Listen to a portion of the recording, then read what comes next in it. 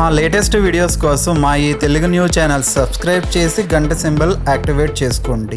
రేపు గురువారం రోజు రహస్యంగా నిమ్మకాయలను ఇలా ఇంటి బయట పడవేయండి. చాలు, లక్షలు కాదు కోట్లు వస్తాయి. ఇలా పడేస్తే మీ సర్వ కష్టాలు పోతాయి. కష్టాల నుంచి మీరు ఈజీగా బయటపడగలుగుతారు. అద్భుతమైన ఫలితాలు వస్తాయి. అన్ని రకాలుగా కలిసి వస్తుంది. గురువారం రోజు చేసే ఈ నిమ్మకాయ పరిహారం ఎంతో శక్తివంతమైనది. ఒక నిమ్మకాయ మన జీవితాన్ని మారుస్తుంది. మనకు ఉండే ఇబ్బందులను తొలగిస్తుంది. అన్ని విధాలుగా కలిసి వచ్చేలాగా చేస్తుంది. నిమ్మకాయ చూడడానికి చాలా చిన్నగా ఉంటుంది, కానీ దానితో పరిహారం చేస్తే వచ్చే ఫలితాలు మాత్రం గొప్పగా ఉంటాయి. మనకు ఏదైనా తీవ్రమైన కష్టం వచ్చినప్పుడు, బాధలు వచ్చినప్పుడు ఈ నిమ్మకాయ పరిహారం చేస్తే అద్భుతమైన ఫలితాలు వస్తాయి. నిమిషాల్లో ఫలితాలు వస్తాయి. బ్రహ్మాండంగా ఉంటుంది. ఈ పరిహారంతో మీకు ఉన్న దరిద్రాలన్నీ పోతాయి. గురువారం రోజు ఏ సమయంలో అయినా సరే ఈ పరిహారం చేసుకోవచ్చు.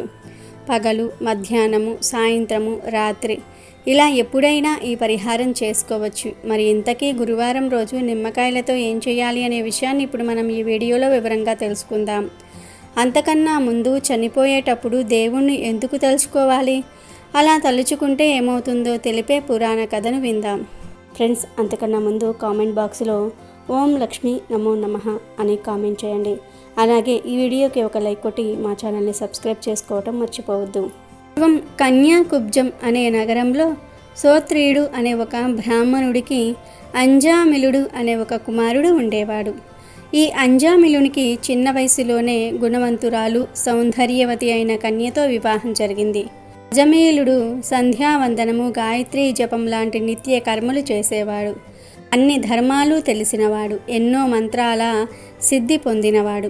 కొంతకాలానికి అజామిలునికి యవ్వనం వచ్చింది. ఒకరోజు అతని తండ్రి దర్భలు, పువ్వులు తెమ్మని పంపాడు.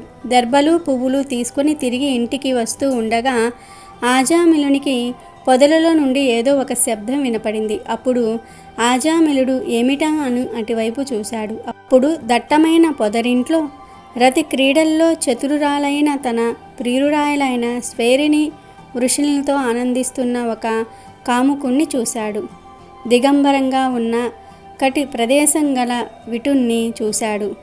కాముకత్వం మూర్తిభవించిన ప్రియురాలితో శృంగార కేలిలో తేలియాడుతున్న వాడిని ఆజామిలుడు చూశాడు.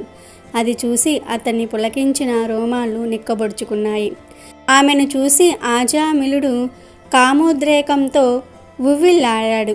మాటిమాటికి ఏపు మీరిన ఆమె చూపులు అనే మోహ పాశాలలో చిక్కుకున్న ఆ బ్రాహ్మణ కుమారుడు నిత్య కృత్యాలైన దైవిక కర్మలను, శాస్త్ర పాఠాలను, జపతపాలను మర్చిపోయాడు.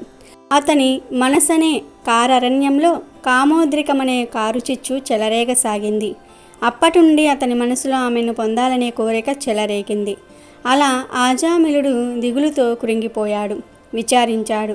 కామావేశానికి లోనయ్యాడు. ఆజామిలుడు కులాచార మర్యాదలను కోలద్రోశాడు. తండ్రి సంపాదించిన ఆస్తినంతటినీ ఆమె పాలు చేశాడు. సద్గుణాలను వేడనారాడు. బాగా రుచి మరిగి ఆ వాలు కన్నుల వెలయాలి అందచందాలకు లొంగిపోయాడు. సుగుణవతి, సౌందర్యవతి అయిన తన భార్యను ఇష్టపడక నీచుడై తెలివి తక్కువ తనంతో ఆ వెలయాలి ఇంటికి వెళ్ళసాగాడు. బంధువులను తిట్టి, సజ్జనులను బాధించి, దిక్కులేని దీనులను చిక్కుల పాలు చేసి, దారులు కొట్టి దోచుకోవటంలో దిట్టగా మారి నిందలను లెక్క చేయకుండా జీవింపసాగాడు. ఈ విధంగా చాలా కాలం ఆజామిలుడు భ్రష్టాచారుడై ఆ వేశ్య కుటుంబాన్ని పోషిస్తూ ఆమెనే భార్యగా భావిస్తూ చెడు మార్గంలో ప్రవర్తింపసాగాడు. ఆమెతో 9 మంది బిడ్డల్ని కన్నాడు. ఆమె బిడ్డలను పోషించడానికి ఎన్నో దొంగతనాలు చేశాడు. ఎన్నో పాపాలు చేశాడు. ఆ స్త్రీనే జీవితం అనుకుని బ్రతికేశాడు. ఆవిడకు పుట్టిన పిల్లల్లో ఆఖరివాడు అంటే ఆజామిలునికి చాలా ఇష్టం. అతని పేరు నారాయణ. ఎప్పుడూ నారాయణ నారాయణ అని వాడినే కలవరించేవాడు. కొంతకాలానికి అతనికి వయసు అయిపోయింది. మరణ సమయం వచ్చింది. ఒకరోజు చూడడానికి భయంకరంగా ఉన్న యమదూతలు అదృశ్య రూపంలో ఇతని ప్రాణాలను తీసుకుని పోవడానికి వచ్చారు. ప్రాణం పోయేవాడికి వాడి ఆఖరి క్షణాలలో మాత్రమే యమదూతలు కనబడతారు. యమదూతలు అతనిపై పాశాన్ని వేశారు. వారిని చూసి భయంతో నోటిలో సరిగ్గా మాట రావటం లేదు ఆజామిలునికి. అతి కష్టంతో దూరంగా ఆడుకుంటున్న అతనికి ఇష్టమైన చిన్న కొడుకుని పిలవడానికి నారాయణ అని గొణిగాడు. నలుగురు విష్ణుదూతలు వచ్చి ఆ యమదూతలు వేసిన పాశాన్ని కత్తిరించారు.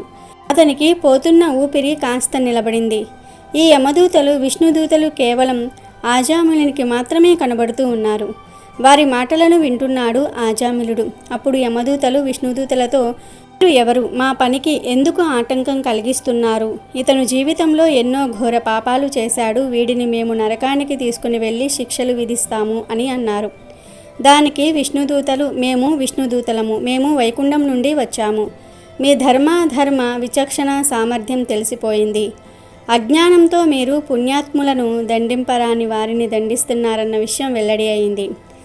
దూతలారా, ఇతడు మరణ సమయంలో అమృతమయమైన అక్షరాలతో కూడిన భగవంతుని పుణ్యనామాన్ని స్వీకరించటం వలన 1,000,000 కంటే ఎక్కువ జన్మలలో చేసిన పాపాలన్నిటినీ కూడా పోగొట్టుకున్నాడు. హరినామ కీర్తనలు, ముక్తికాంత ఏకాంత మోహన విహారాలు, సత్యలోక నివాసాన్ని ప్రసాదించే ఆనంద సౌభాగ్య విలాసాలు. ఇతడు నారాయణ అని పిలిచినప్పుడు ఇతని మనస్సు కుమారుని మీద వ్యక్తమై ఉన్నదని మీరు అనుకోవద్దు. భగవంతుని పేరును ఏ విధంగా పలికినా శ్రీహరి రక్షకుడే అందులోనే ఉంటాడు. కుమారుని పేరు పెట్టి పిలిచిన విశ్రాంతి వేళల్లో అయినా, ఆటలో అయినా, పరిహాసంగా అయినా, పద్య వచన గీత భావార్థాలతో అయినా నారాయణ్ణి స్మరిస్తే పాపాలు తొలగిపోతాయి. ఆ ప్రాయశ్చిత్తాల వల్ల ఆ పాపాలు తాత్కాలికంగా ఉపశమిస్తాయి తప్ప పూర్తిగా పరిహారం కావు. అంత్యకాలంలో ధైర్యం సన్నగిల్లినప్పుడు పూర్వజన్మ పుణ్య విశేషం ఉంటేనే కానీ కేశవుడు మనస్సుకు తోచడు. శ్రీహరి నామమనే అమృతాన్ని ఈ ఆజామిలుడు ప్రత్యక్షంగా సేవించాడు.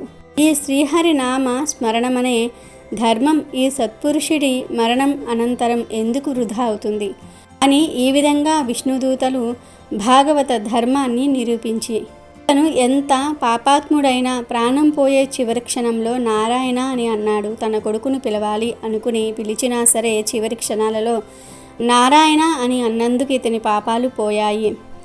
ఏ నేపథ్యంతోనైనా సరే అంత్యకాలంలో నారాయణ నామస్మరణ చేసేవారు నరకానికి పోరు కనుక మీరు ఇతనిని తీసుకుని వెళ్ళకూడదు అని చెప్పి అతనిని వైకుంఠానికి తీసుకుని వెళ్ళారు. యమదూతలు తిరిగి యమలోకానికి వెళ్ళి జరిగిందంతా కూడా యమునికి చెప్పారు. అప్పుడు యముడు, హరిభక్తులు నిరంతరం ఆయన నామస్మరణ చేసేవారు కనీసం ఆఖరి క్షణాల్లోనైనా నారాయణ నామస్మరణ చేసేవారు నరకానికి రారు అని చెప్పాడు. బట్టి పాపాలను పోగొట్టుకోవడానికి, నరకానికి వెళ్లకుండా ఉండడానికి హరినామ స్మరణ, శ్రీకృష్ణ భజనలే ఉత్తమమైన మార్గాలు అనే విషయాన్ని ఈ కథ ద్వారా గ్రహించాలి. ఇక వీడియోలోకి వస్తే, నిమ్మకాయతో ఎటువంటి పరిహారాలు చేసినా గురువారం లేదా శుక్రవారాలలో చేస్తే చాలా మంచి ఫలితాలు కలుగుతాయి.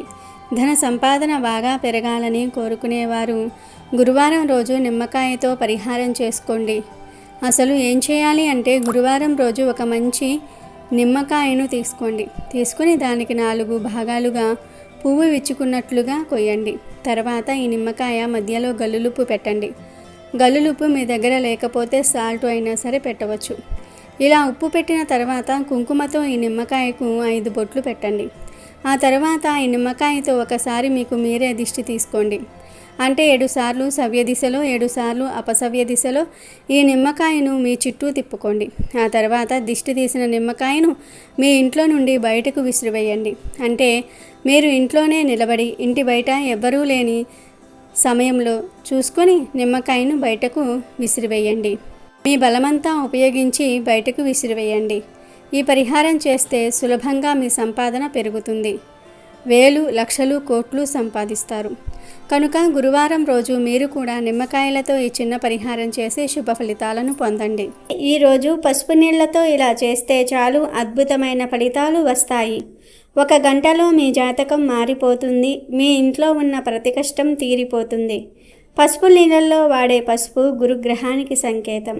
గురువు గురువారానికి అధిపతి కనుక గురువారం రోజు పసుపును ఉపయోగించి ఎలాంటి పరిహారం చేసినా 100కు 100% ఫలితాలు వస్తాయి. పసుపు అంటే గురుగ్రహానికి ప్రతీక. లక్ష్మీదేవికి కూడా పసుపు అంటే చాలా ఇష్టం. పసుపు చాలా పవిత్రమైన పదార్థం. హిందూ సాంప్రదాయం ప్రకారం ప్రతి ఒక్కరి వంటగదిలో పసుపు అనేది తప్పనిసరిగా ఉంటుంది.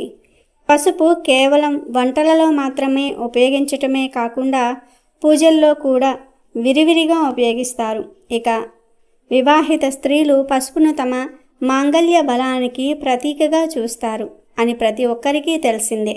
పసుపు కేవలం పవిత్రమైనదే కాదు, ఆరోగ్యానికి కూడా చాలా ప్రయోజనకారి అని ఆయుర్వేద నిపుణుల సైతం సూచిస్తూ ఉన్నారు. స్త్రీలకు సంబంధించిన ఆచారాలు, అలవాట్లలో పసుపుకు ఉన్న ప్రాధాన్యత అంతా ఇంతా కాదు. పెళ్ళి, పేరంటం లాంటి శుభ సందర్భాల్లో కాళ్లకు పసుపు రాసుకోవటం తప్పనిసరి.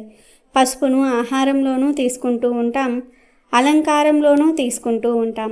ఒంటికే కాదు, ఇంటికి కూడా పసుపుతో అలంకారం చేసుకుంటూ ఉంటాం. ఇలా పసుపు ఎన్నో రకాలుగా ఉపయోగపడుతుంది.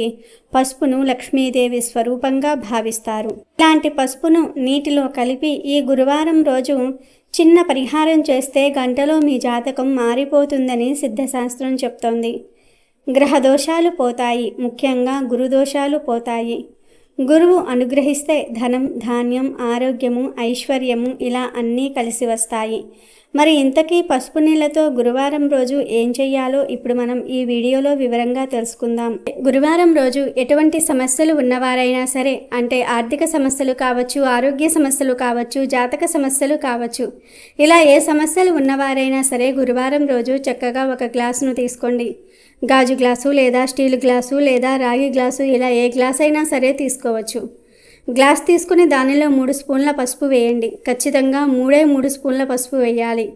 పసుపు వేశాక గ్లాస్ నిండా నీళ్లు పోసి పసుపును నీటిలో బాగా కలపండి. అలా కలిపిన తర్వాత ఈ గ్లాసుడు పసుపు నీటిని తీసుకుని మీకు దగ్గరలో ఎక్కడైనా అరటి చెట్టు ఉంటే అక్కడకు వెళ్ళండి. మీ ఇంట్లోనే అరటి చెట్టు ఉంటే అక్కడైనా సరే ఈ పరిహారం చేసుకోవచ్చు. అలా అరటి చెట్టు దగ్గరకు వెళ్ళి ఈ నీటిని డైరెక్ట్గా అరటి చెట్టు మొదట్లో పోసేయండి. పోసేసిన తర్వాత చెట్టు దగ్గర నిలబడి మీ కోరికను చెప్పుకోండి. నాకు ధనం కావాలి, నా ఆరోగ్యం బాగుపడాలి, లేదంటే జాతకంలో ఈ దోషం ఉంది, అది పోవాలి, గురిడి బలం పెరగాలి అని ఇలా మీకు ఏ కోరిక అయితే ఉంటుందో ఆ కోరిక చెప్పుకొని ఇక ఇంటికి తిరిగి వచ్చేయండి. అంతే. ఇలా నీళ్లు పోసి ఇంటికి వచ్చిన గంటలో మీకు ఒక పాజిటివ్ మార్పు అనేది కనిపిస్తుంది. మీరే మంచి మార్పును అనుభవిస్తారు. దగ్గరలో అరటి చెట్టు ఉన్నవారే ఈ పరిహారం చేయండి, లేనివారు చేయవద్దు. ఈ పరిహారాన్ని పగటిపూట మాత్రమే చేయాలి, చీకటిగా ఉన్న సమయంలో చేయకూడదు. ఈ పరిహారం చేయటం వలన మీకు ఎలాంటి కోరిక ఉన్నా నెరవేరుతుంది. కాబట్టి ప్రతి ఒక్కరూ కూడా గురువారం రోజు పసుపు నీళ్లతో ఈ పరిహారాన్ని చేసి గంటలో జాతకాన్ని మార్చుకొని సంతోషంగా జీవించండి. అమెజాన్లో బెస్ట్ డిస్కౌంట్స్ కోసం వీడియో డిస్క్రిప్షన్లో లింకు ఉంది, చూడండి. అలాగే మా టెలిగ్రామ్ ఛానల్ సబ్స్క్రైబ్ చేసుకోండి.